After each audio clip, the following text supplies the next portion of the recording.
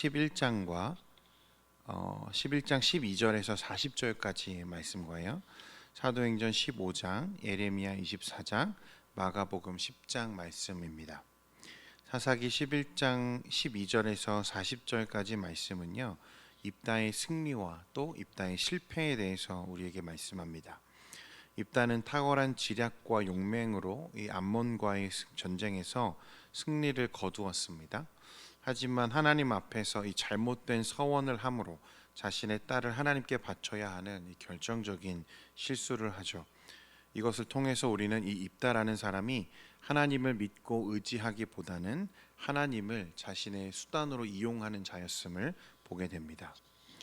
사도행전 15장은 최초의 교회 회의에 대해서 말하는데요. 이 교회 회의에서 사도들과 또 베드로 사도는 유대인이 주 예수 그리스도의 은혜로 구원을 받듯이 이방인들도 동일하게 믿음으로 구원받게 됨을 확정했습니다. 이는 일부 유대에서 온 사람들이 이 안디옥 교회에서 이 할례를 받아야만 구원을 얻는다고 가르친 일 때문에 벌어진 일이었습니다. 예레미야 24장은 무화과 환상을 우리에게 보여주고 있고요. 마가복음 10장은 3차 갈릴리 전도가 끝나고 예루살렘 입성을 앞둔 상황에 있었던 이 예수님의 행적에 대해서 우리에게 기록하고 보여주고 있습니다. 오늘도 말씀 안에서 은혜로운 묵상 되시기를 바랍니다. 오늘 1절 말씀은요, 이 말씀의 배경이 되는 시대와 상황을 우리에게 설명하는데 이렇게 기록합니다. 바벨론의 느부갓네살 왕이 유다 왕 여호야김의 아들 여고냐와 유다 고관들과 목공들과 철공들을 예루살렘에서 바벨론으로 옮긴 후에 여호와께서 여호와의 성전 앞에 놓인 무화과 두 광조리를 내게 보이셨는데, 자, 말씀에 보면 느부갓네살 왕이 유다 왕 여호야김의 아들 여고냐와 이 고관들과 목공들, 철공들을 바벨론으로 옮겼다라고 말씀합니다. 이것은 이제 주전 597년 제1차 바벨론 포수, 그러니까 포로 1차 포로기라고도 하는데, 이때 여호야김의 아들 여고냐 혹은 여호야긴이라고도 하는데, 이 여호야긴과 그의 모친과 아내와 내실을 비롯해서 나라의 방백들과 고관들과 바벨론의 고관들이 전부 바벨론의 포로로 붙잡혀 가게 됩니다.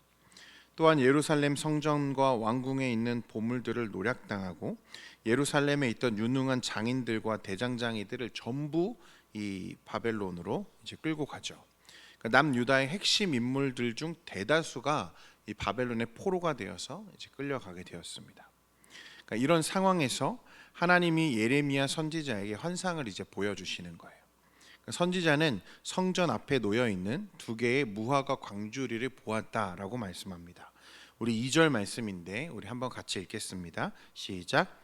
한 광주리에는 나빠서 죄송합니다. 한 광주리에는 매우 좋은 무화과 나무가 있고요, 다른 광주리에는 매우 나쁜 무화과 나무가 있었습니다.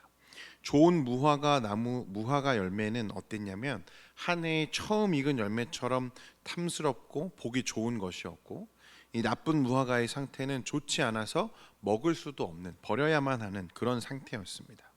이제 하나님이 선지자에게 물으세요. 3절 말씀에 여호와께서 내게 이르시되 예레미야야 내가 무엇을 보느냐 하시매 내가 대답하되 무화과이온데 그 좋은 무화과는 극히 좋고 그 나쁜 것은 아주 나빠서 먹을 수가 없게 나쁩니다 라고 말합니다. 이제 4절부터 하나님께서 이 환상의 의미를 예레미야에게 설명하시는데요, 4절과 5절까지 같이 한번 읽겠습니다. 시작. 여호와의 말씀이 또 내게 임하니라. 이르시되 이스라엘의 하나님 여호와께서 이와 같이 말씀하시니라.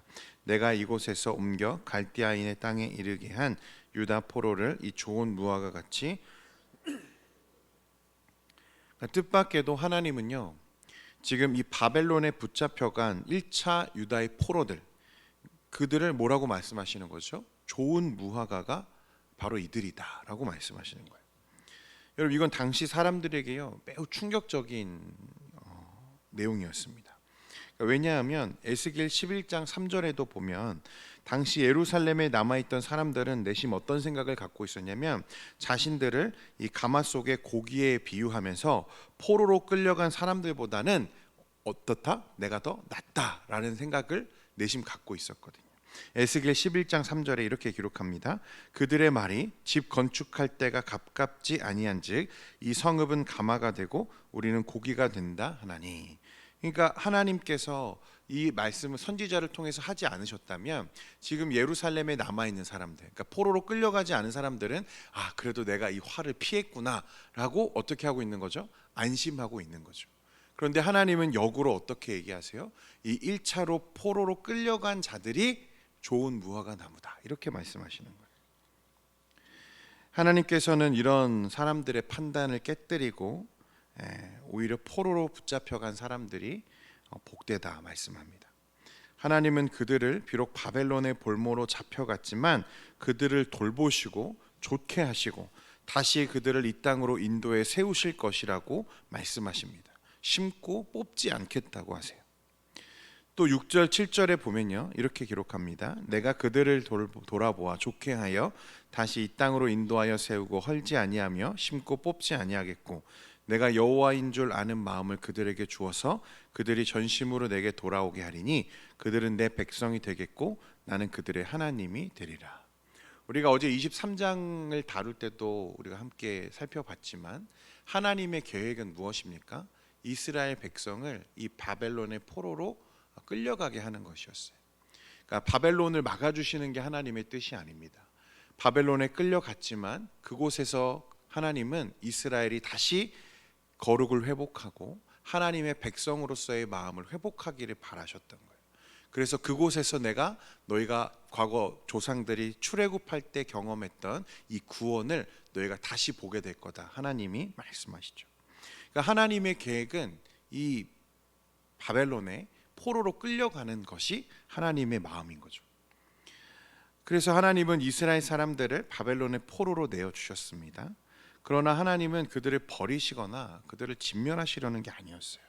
바벨론에서 비록 타향살이에 고생도 하겠죠. 어려움도 있겠죠. 그러나 그 시간이 지나면 다시 그들을 회복시켜서 예루살렘으로 모으고 하나님의 백성으로서 그 거룩한 삶을 회복하도록 하시는 것이 하나님의 그림이었다는 거예요. 그러니까 이 바벨론으로 가는 게 하나님의 계획이고 뜻입니다. 사람들의 눈과 이성적인 판단과 합리적인 생각으로 볼 때 여러분 포로로 끌려가지 않은 게 당연히 좋아 보이겠죠. 그러나 하나님의 계획은 그것과 달랐다는 거예요. 하나님은 이스라엘이 바벨론에서 그들의 조상이 경험한 것과 같이 하나님의 큰 구원을 경험하게 하는 것, 이것이 하나님의 계획이었어요. 성도 여러분, 하나님의 뜻은요, 하나님의 일은요 크고 깊어서 때로 우리가 생각하지 못한 방법과 우리가 예상하지 못한 타이밍에 일어나기도 합니다.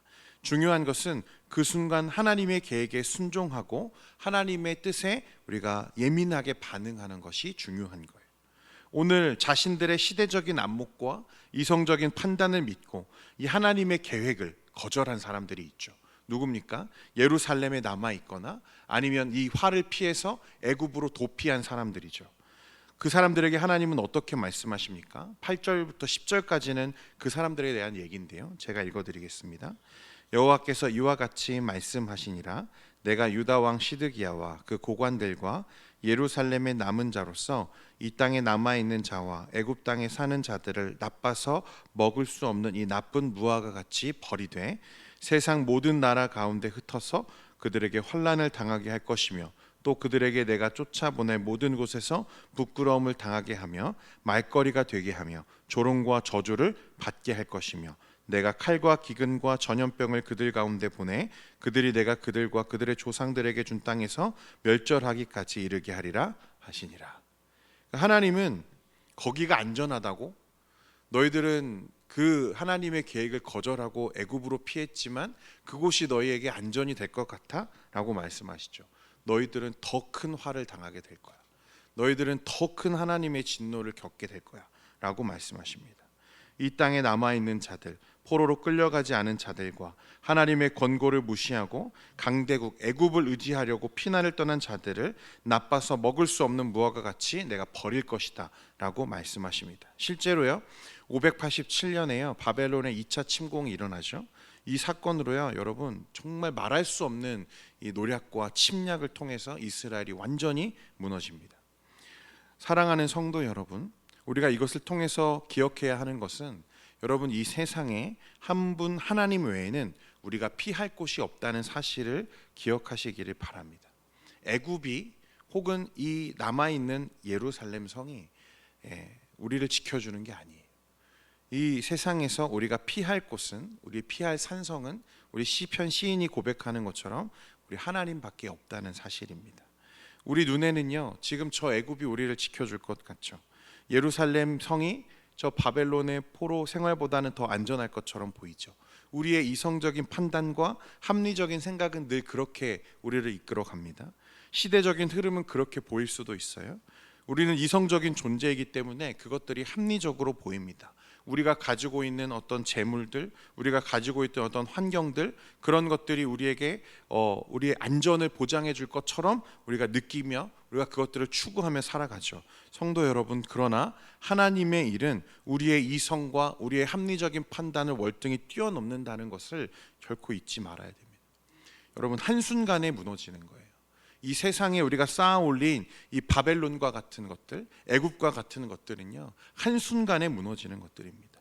이 세상에서 우리가 안전을 장담할 수 있는 곳은요, 애굽이나 예루살렘이 아니라 우리 하나님의 품 안밖에 없다는 것입니다.